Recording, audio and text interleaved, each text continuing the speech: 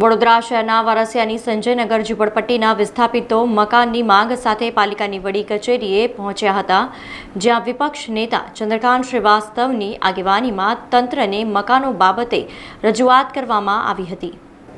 વડોદરા મહાનગરપાલિકા દ્વારા શહેરના વારસિયા વિસ્તારમાં આવેલ સંજયનગરની ઝૂંપડપટ્ટી તોડી પાડવામાં આવી હતી, જે બાદ કોન્ટ્રાક્ટરને કામ સોંપી ત્યાં રહેતા સ્થાનિક લોકોને મકાનો આપવા બાબતે બાંહેધરી આપવામાં આવી હતી।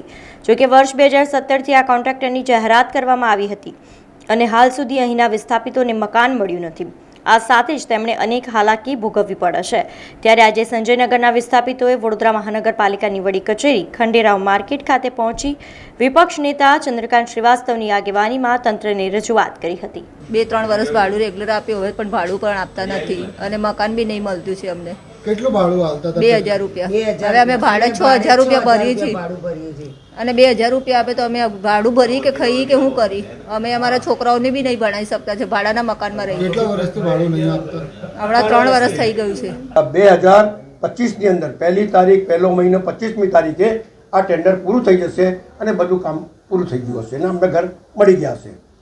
અને ઓન સાઇડ ઉપર ગયા તો હજુ સુધી 22% જ કામ થયેલું છે અને 22% કામ થયું હોય તો કમિશનરની ફરજ બને છે કે આવા કોન્ટ્રાક્ટરને ટેન્ડર એનો રિજેક્ટ કરે, એના સ્વખર્ચે કમિશનર શ્રી બીજા કોઈને કામ આપે, જમીન પાછી લે, જમીનમાંથી પૈસા આ લોકોને મળે।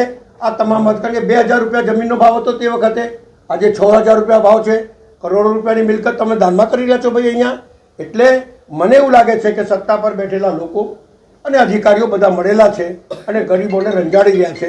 ટેન્ડર પૂરું થઈ ગયા પછી મને એવું લાગ્યું કે આ ગરીબોની લડાઈ લડવી જ પડશે, કારણ કે આ એક જગ્યા નથી, અનેક જગ્યાઓ છે। વાઘોડિયા રોડ ઉપર પેલા વિક્રમ કન્સ્ટ્રક્શનવાળાએ એ રીતે જ કર્યું છે અને અત્યારે એને જમીન આપી છે। કઈ રીતે આપો છો ભાઈ? જ્યારે કામ જ સમયમાં પૂરો ના કરતા હોય તો કઈ રીતે તમે જમીન આપો છો?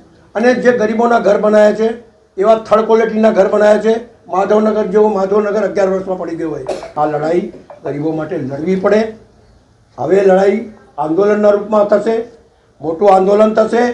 આ જે મળતિયાઓ છે બધા ભેગા મળીને જે ગરીબોને લૂંટી રહ્યા છે અને મૂરખ બનાવી રહ્યા છે, એમના નામ ઉપર ચડી રહ્યા છે અને રૂપિયા ખાઈ રહ્યા છે, એ તમામનું ગાળા પાડવા પડશે અને આંદોલન મોટું કરવું પડશે। એમનો હક એમના કદમો સુધી નહીં પહોંચે ત્યાં સુધી કોંગ્રેસ પાર્ટી એમના માટે લડત આપશે। સમાચારોના સતત અપડેટ માટે TNN ન્યૂઝને YouTube પર સબસ્ક્રાઇબ કરી બેલ આઇકોન પ્રેસ કરો અને અમારી સાથે જોડાયેલા રહો Facebook, Instagram અને Twitter ઉપર।